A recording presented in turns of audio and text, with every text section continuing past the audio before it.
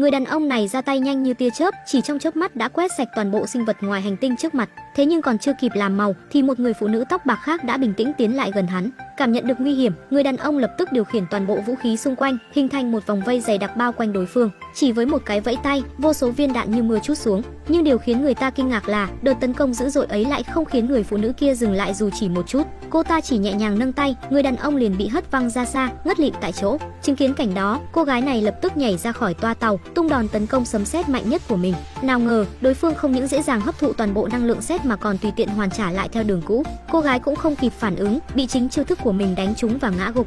Thấy đồng đội lần lượt bị hạ gục, dựa vào khả năng dịch chuyển như bóng ma, anh liên tục xuất hiện xung quanh đối thủ, tung ra hàng trăm cú đánh chỉ trong tích tắc. Thế nhưng tất cả đều vô ích. Không lâu sau, cô ta tiến tới toa tàu cuối cùng. Một bộ phim với những cảnh combat cực kỳ đã mắt, nếu chưa xem thì hãy thử ngay nhé các bạn. Đảm bảo sẽ không khiến mọi người thất vọng. Tên phim mình để trong phần bình luận nhé.